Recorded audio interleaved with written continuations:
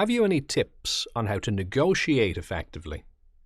I know it's important to be clear on what you want, but I'm also concerned that I might come across as stubborn and that won't help things.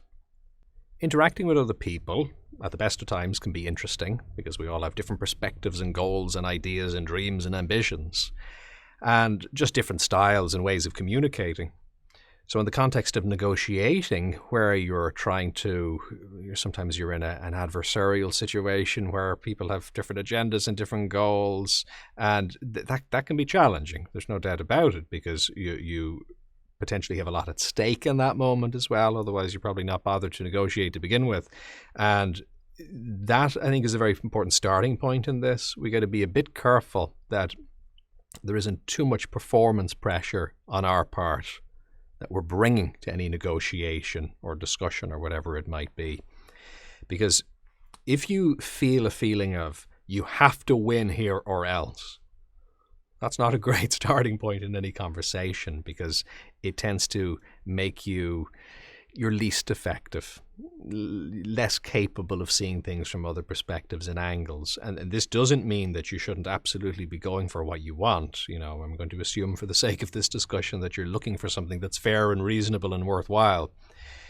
But the problem is if you feel too much pressure around having to get that outcome, that can actually be the very thing that stands in your way, because your attention becomes a bit narrower and you're not able to then be as flexible in your thinking as you might need to be.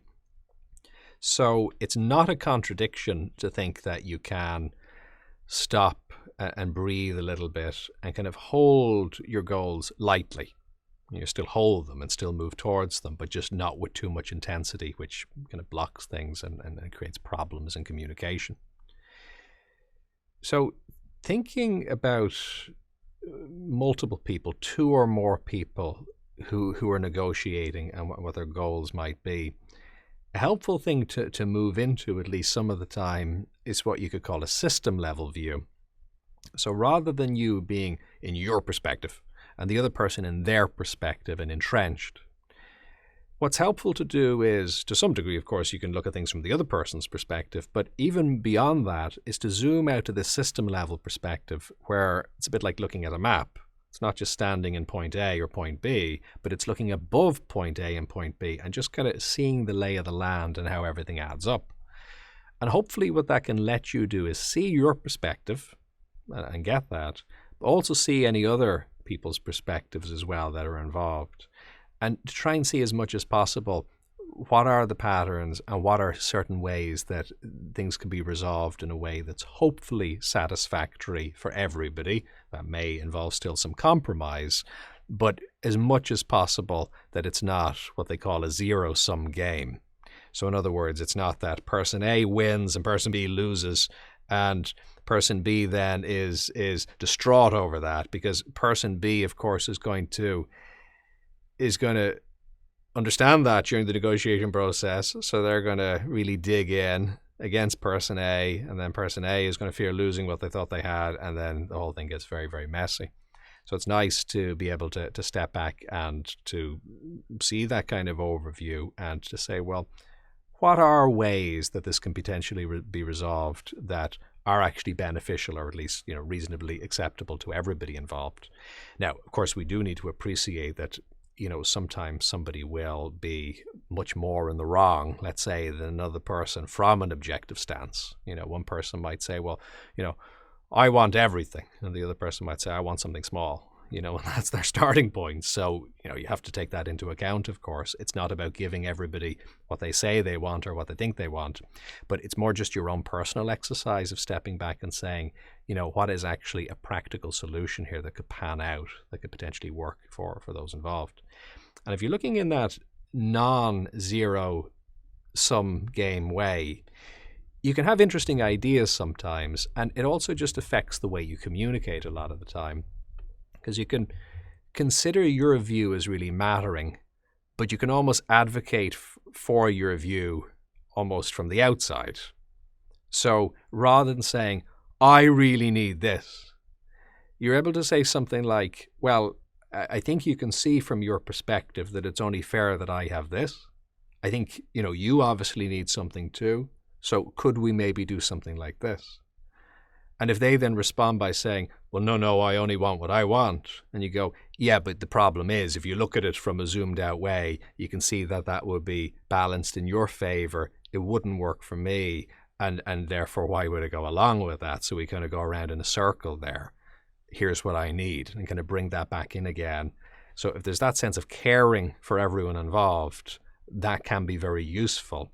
And it can hopefully kind of pull people out of their own entrenched perspectives, at least a little bit. It doesn't need to be perfect, but just a little bit more to kind of go, well, actually, maybe I empathize with that person. Maybe this is the other person can empathize with you a bit more and actually say, well, yeah, fair enough, they do deserve, something from this. Or even if they weren't empathizing with you, at least they can be practical enough to see, well, they've got me there. I kind of have to concede to some degree in order to get what I want. So they start to use joined up thinking a bit more. So getting to that joined up thinking or that system view is useful. And part of this communication wise is, I suppose, being able to articulate what you want. So it's helpful to form a reasonably clear picture in your own mind of that. Now, by clear, I don't mean stubborn. I don't mean there's no flexibility in that. But what I mean is you have a sense of what you're actually trying to achieve, but maybe some flexibility as to how you achieve it. That's very often a good way of going at things. And that also can be a good part of a communication strategy. Because if you say, well, look, what I really need to achieve is this. And somebody says, well, I don't like that idea. And you go, oh, no problem. Happy enough to totally give up on that. Do you have another idea as to how we can achieve this thing which I really need? So, then that puts them in the position. Maybe they do have a good idea. Maybe there's a better strategy which they can suggest. But if they can't, they're going to feel more likely to back your original suggestion then because, you've actually proposed something practical and maybe they haven't. So looking at it as much as possible on those practical terms can be helpful. And it can sometimes pull some of the emotion out of what can be, charged conversations. Again, these are things about questions of degrees. With these things, it's not that you take this approach and then everything's perfect and smooth, but anything that can kind of de-escalate emotional tension and bring it onto that level of good conversation is useful. And when you are communicating what you want, sometimes they say firm but friendly as a bit of an approach to take. And something like that is probably helpful because you definitely want to advocate for what it is you want. But what I would hope is that if you are somebody who is a reflective person, who cares about the world and others as well as yourself, that what you can do is first do the job before you even get into talking with somebody or negotiating. First reflect on, is this actually something that's worthwhile, that's beneficial for you, that's beneficial for others, and that's beneficial for the world as a whole. So you have that sense of balance with it. So it's actually something worth wanting to begin with. It's something fair. It's something equitable, as much as you can figure that out. We can be biased, of course, but at least if you're trying to be reflective and if need be, getting third-party opinions on that from different sources, if need be. So if you can do that first, and if you can feel kind of confident yourself that, yes, this is fair, again, I may be flexible in how I achieve it, but where I want to go here, I'm pretty clear on. That allows you then to be rather friendly, but still firm at the same time. There's no reason why your shoulders can't be relaxed as you say exactly what you want, as opposed to the opposite, somebody who's tense and uptight and is beating around the bush and isn't really expressing what they want. You can see the difference there. There's something really nice about saying, okay, let's do this. Open to how, let's do this. And there's something kind of positively infectious about that then in sharing your enthusiasm for the outcomes you have. So, ain't an easy area necessarily, but it can be an interesting area.